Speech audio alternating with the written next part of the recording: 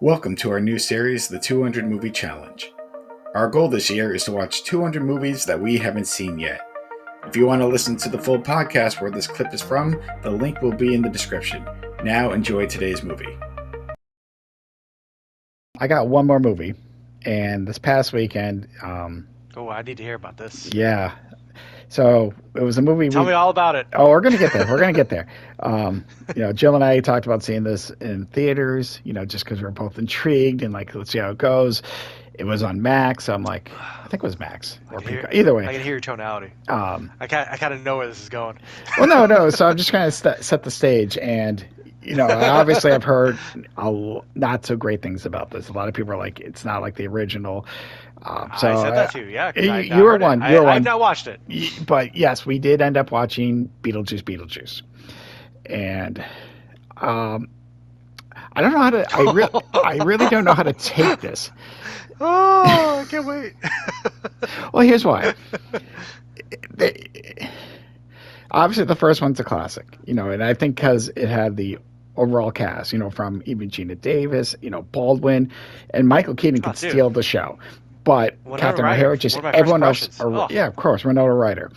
So obviously, a lot of those actresses and actresses aren't around. They had to write Baldwin and Gina Davis out because in real life they're older, they can't play the same age, and they had a good line. Why? Correct. So we're watching this, and don't get me wrong, there is some fun parts to this, and I'm laughing because there's this character, you kind of see him off to the right, Bob, and I'm like, problem is there's way too many characters. They introduced way too many storylines, and I think they overcomplicated the soda. Because like this. Well, because Beetlejuice, his former wife is come back. I don't want to say back from the dead, but because she was already dead. Yeah. Oh yeah. Oh, Monica Bellucci, is that what that is? The one in the bottom. Yeah. Why she wants to go after Beetlejuice. Okay. Lydia, the main story is Lydia can actually still see ghosts, and she kind of uses it as a talk show. Her daughter, Jenna Ortega, does not believe in any of this shit. But, they had to write the dad out of the story because of legal reasons, what he did afterwards. And so the whole thing is he dies in the movie, spoiler, but it happens in the beginning. And they go back to that house to sell it. And things happen, but there's... Willem Dafoe's also in this too. There's so many. I don't know. There's just so many stories that was happening, and they would have just focused on one. Because I'll be honest, I felt like Michael Keaton was a waste. Jenna Ortega's story was the only thing that saved this film. Like, that was interesting, and a lot of things got cut off. Yeah, I think he could have been a lot better. Lydia was Lydia. The mom, Catherine O'Hara, I forget her name, but she didn't really have much to do with this film either. Like, anything going on, it was just I felt like Tim Burton was throwing so much at this movie, and it just didn't work. But Jenna Ortega, her storyline, because she meets a boy there, and obviously she doesn't believe. Like where Lydia in the first one, she believes in the strange and unusual. Jenna Ortega is so like anti that. She's like, no, ghosts aren't real, Mom. Like, you're an idiot. She does, until obviously there comes a part where she does believe. We knew it was going to happen. But yes, even Michael Keaton, there was something, and I think it's because the rest of the cast, what they did in the first one, that he could steal the show, where I think everyone expected him to steal the show, and I don't think he did. And they even have a weird musical number, which went on for way too long. Because in the first one, we talked about this in like great scenes from the 80s, the dinner scene, Deo, classic scene. They had a musical number here. I'm laughing at some parts, but then it just kept going on way too fucking long. So yeah, nostalgia helped it a little bit. We still laughed at some parts, but overall, they introduced so many stories and then ended it. Like, it was like, oh. Like, if they would have focused on, I would say, the Jenna Ortega part, and Lydia, what was going on between the two of them, I think that might have been stronger. But then, yes, Beetlejuice had a wife. There's this cop trying to, get Beetlejuice, it's so much is happening, and then it just ends. Like, then I'm talking about each story. So it just, I don't know. It just fell flat, Soto. And yes, so the reviews are real. Will they ever do a third one? Probably, just to get his three names out there. But I'll tell you, the fact that I think, again, I say Bob, and I don't know if you can see the shrunken head guy to the right with like the golden jacket. I laughed. Like the scenes with him, he upstaged Beetlejuice. That should tell you something. Like even every time he came on, I'm like, "Go Bob, I love you." Like I'm saying this out loud. Like I'm laughing at him, and that should not be a character you're laughing at the most in this film. But here's my question for you, right? What was the last Tim Burton movie that you liked? I'm probably gonna. I don't know because I cannot think of a lot of his middle it's like stuff. I'm putting you on the spot, but well, no, because what was the last thing that you remember being like strongly? It doesn't have to be the last thing you like, but like, what do you strongly remember liking? Hold on, if we give me a quick second here to kind of quickly look up his filmography, because again, I have not seen anything from him probably in the last 20 years, and I know how you feel about Tim Burton because you've told me about you and your wife. But let's see, let me look. I'll say this while you're looking. Tim Burton right now is a brand. That's what Tim Burton is to me. When somebody's like, this is a Tim Burton film, I'm like, there are people, and I don't want to be controversial, but there are people who are just going to be Tim Burton fans regardless of what Tim Burton does.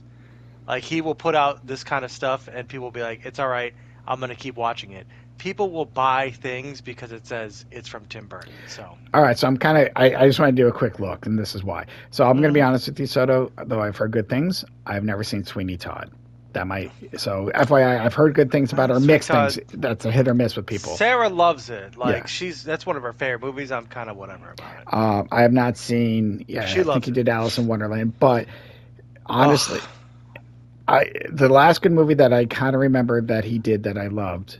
Actually, I remembered enjoying 9, but I don't remember much of 9 now that I look at that. But Big Fish, I remember really liking Big Fish, and that was 2003. So that should tell you. I think the last thing that I saw, which people hate, and people hated it and still hate it, but the last like sort of anything that I found him that was funny or interesting was probably Mars Attacks. 96. Nobody is going to agree with me on that, but Mars Attacks is fucking hilarious. If you take it for what it is, it's like a satire. A lot of people kind of split off of that because they didn't get it, and it's got so many different actors in it, but it is really fucking funny. Yeah, no, I saw that in theaters. After that, I'm just like, whatever. Of course, Nightmare Before Christmas is iconic, right? Actually, his first movie is Pee-wee's Playhouse. I think Big Adventure. Yeah, because there's not black and white like the Tim Burton colors. We're used to. It's like all this color palette, it's everything, and it's the perfect like Tim Burton movie. Of course, Large Marge in it. It's great, but 1996, dude. I mean, that was a long time ago. I'm being told that was almost 30 years ago. Yeah, no, you're right. Where I like the last. I don't remember. It's like, and again, my wife loves Tim Burton, but it's disappointing to hear the things about this because this should have been just a home run. Mm-hmm. I mean, we talked about Beetlejuice sequels when I was like in the early 90s. I was like, oh man, if only they made a sequel to Beetlejuice. And you finally get a sequel to Beetlejuice and it's this. I haven't seen it, so I can't really get too much into it, but it's disappointing to hear that it's not, that especially Michael Keaton wasn't the strongest part about this. And again, finishing off his filmography, obviously I did like Batman, and I agree with you. Sleepy Hollow, I remember seeing. All right, I like that. That one. was 99. Okay. That was 99. Yeah, that was all right. All right, okay. Yeah, it was recent. But again, I remember liking Big Fish, but that did not feel like it's him. Well, maybe it did. It's just been so long. But anyhow, so the real question is where I put this on my rankings. I will tell you, do not worry. This is not going under the bed. Under the bed. That is still going to be final on my list. I do put it right below Terrifier and above My Old Ass. Because I don't know. Better than My Old Ass? That third act must have fucking not been that great. Neither third act. Do you know what I mean? Well, again, right, but like My Old Ass, you liked a lot, but you said it fell apart towards the end. It did. It fell apart for you so much that you put Beetlejuice over it. Well, here's the thing. As I just said in the beginning of this, I'm not going to remember My Old Ass in about 5 years. Me neither. I'm probably not going to remember the movie. I only watched it because of the title, and I was surprised. Soto, the best part, honestly, here's why, and I didn't even mention this the first time. So, yes, if you remember My Old Ass, Yeah, she takes shrooms and she talks to her older self. Great, interesting premise to start off with, whatever. Great premise. But the one thing that the older self tells the younger self is stay away from Chad. He's trouble. There's a character named Chad in this. So that's probably the only thing I'm going to remember from this afterwards. Like if we talk about this 5 years from now, I'm like, oh yeah, there was a character named Chad. But again, it was good. And do not get me wrong, there are parts of Beetlejuice which I did like. I just felt, going back where I said Uncharted, I had low expectations and it kind of hit. I think that I don't want to say I had high expectations because I've been hearing, but I still had a little bit more because of how the first Beetlejuice. Mm-hmm. I knew a lot of people did not like this. Yeah. And there were still scenes I did enjoy. I just felt this could have been better if he focused on maybe just plot A, plot B. There's always usually 2 stories. I just felt like there was like 5, 6, 7 stories, and then it ended. Like they ended the story great. At least they gave us a conclusion to that part. But I'm like, wow, that was quick. They could have fleshed this out a little bit more. And I do like the fact that Jenna Ortega is kind of the straight arrow in this one because a lot of things she does, she's like the Winona Ryder Lydia. She's usually the outcast of difference. So the fact that she's played as the straight arrow, I do like it. And don't get me wrong, there are parts I did laugh, and we both laughed and enjoyed. I just don't think if you're comparing to the original, there's so much more they could have done. And I felt like, Michael Keaton, the character Beetlejuice, there just could have been so much more to him. Like I said, he stole the show in the first one, and I think just the expectations for that character was a little bit more for this one. So, yeah, I still will rank this higher than my old ass. Will I ever go back to, watch this? Probably not. Definitely not. But, you never know. But it's not going to stick with me as much as the Terrifier films are. So it's going to be right underneath that. So, yeah, you like Winona Ryder. She's basically the same character, just as an adult as Lydia. So her character, outside of becoming a mom, barely grew. So and that's fine. But I was a little disappointed. Again, though, I did laugh at some parts. There's some parts I enjoyed. I just felt a lot of it was a mess, though. Whereas my old ass, yes, it does fall apart, but at the same time, it's nothing I'm going to be talking about 2-3 years. I'll still talk about Beetlejuice a little bit, like, oh my god. But that's how can you not? It's part of a iconic, it's part of a 2-movie thing. So yeah. So, but yes, those are the movies I saw this week. I do not know what I'm planning on watching next week. I just know I'm probably going to take a break from horror for a little while. Oh no, I'm good with horror. I'm going to watch. I've got some ideas of things I'd want to watch, and I'm excited to see what next week's going to be. It's not going to be horror though. I told Sarah that I want to watch something beautiful, where beautiful things happen. I was like, it could be animated, it could be anime. I don't care. I was like, but I want to watch something beautiful. I try to find Tarsum's The Fall, because I haven't seen that one, and it looks, from everything I've seen, it's gorgeous. It's from the director of The Cell, which I thought The Cell movie was kind of shitty, but the special effects were amazing, and Vincent D'Onofrio was great. So I'd like to see that, but we'll see. I'm kind of in a David Lynch sad mood right now, so I kind of want to see Eraserhead. So I might check that out, or anything else I haven't seen. I don't think I've seen Inland Empire either, but just with David Lynch passing away, I kind of wanted to see, watch a movie that I haven't seen, because Twin Peaks for me is one of the best things I've ever seen. So.